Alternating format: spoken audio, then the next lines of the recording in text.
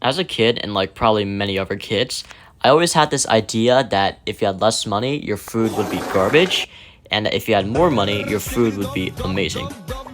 Now, obviously, I moved away from these assumptions, but then I thought, since I have a lack of content, what if I did it with cookies? So I'm going to be trying ingredients that are cheap and those that are expensive and see how they compare. First, we have Imperial cane sugar, which is only about $5. Next, we have salted butter, which is $2.50. For chocolate, we just used a Hershey's extra large bar. It's only about $2.4. And it clocks in at a grand total of $9.9. Time for the expensive side. For the butter, we have didnt sans miel, which is about $7. Next, we have 32 ounces of Domino premium confectioner's sugar. That's about $14. Next is Woodstock brown sugar. I got it for like $9. For flavoring, we have pure Madagascar vanilla extract from La Faza. That's about $10. Next, we have semi-sweet baking chocolate chips from Ghirardelli. That's about $8. The total is a whopping $48. I did not buy some items due to either inconvenience or they don't contribute to anything. I'm going to start with the cheap one. In a big bowl, sift about 2 cups of flour, just like I'm doing right now.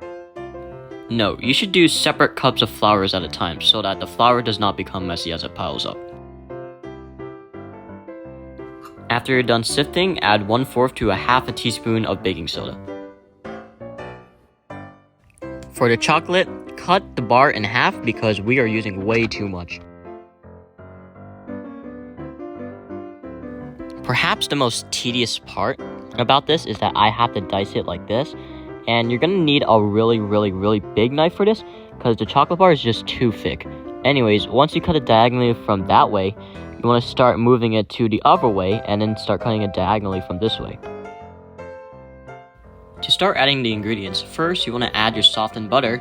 Now do not mix with this. In fact, you should just use an electric mixer instead. Next step would be to add 1 egg to the butter mixture, and then once you mix it, it should start becoming a liquid.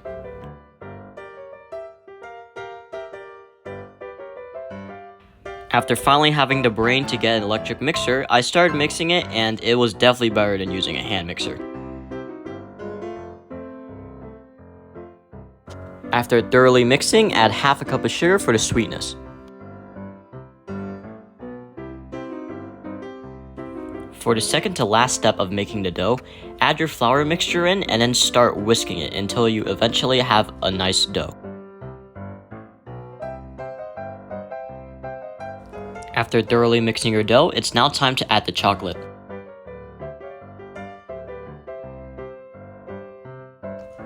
After you're done fully mixing your chocolate into the dough, you should almost be ready. Probably the easiest part about making the cookie is putting the baking sheet onto the pan.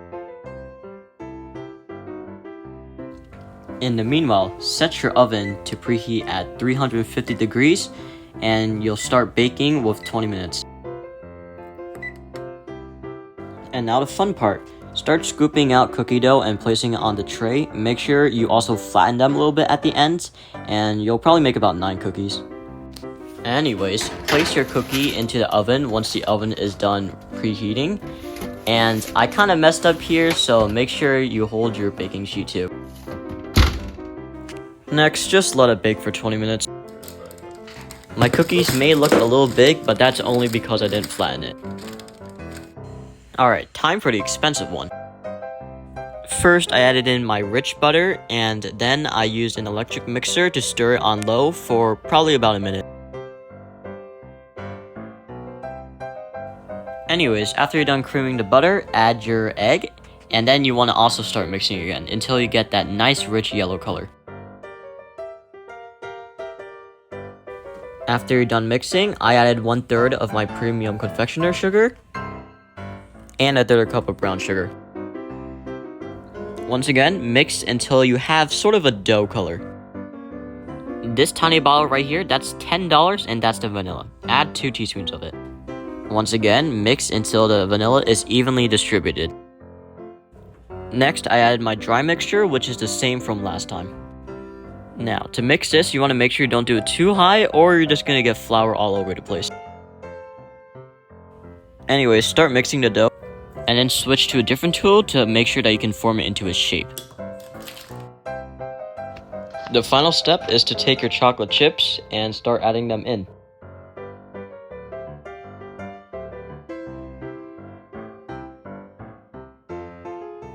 Final step, do the same thing with an ice cream scoop and just start scooping out the dough.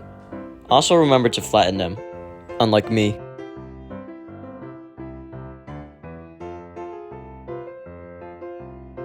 Put it in the oven at 375 for 20 minutes. By the way, I didn't flatten it, so the cookies look like this. Alright, what's up guys? So I'm back here with both of the cookies. This one is the cheap one, you can kind of tell.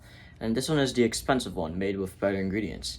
We're gonna try a taste test and see if it really matters about price or not. Alright, so let's take a bite of the cheap one.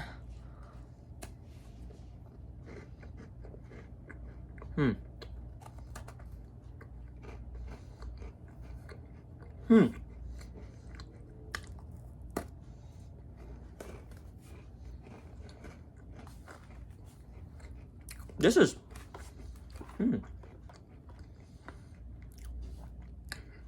the flavor here is it's actually not that bad. I mean, I can taste the sugar and the Hershey's chocolate bar. That was a good idea. Expensive one.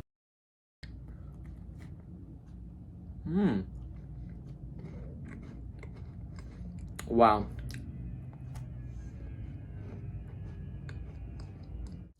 There's a stronger chocolate taste.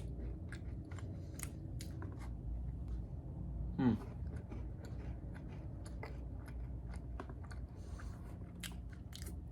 I can definitely taste the brown sugar more. So regardless of your ingredients, you can still make something really good out of it. Anyways, goodbye guys. See you in the next video.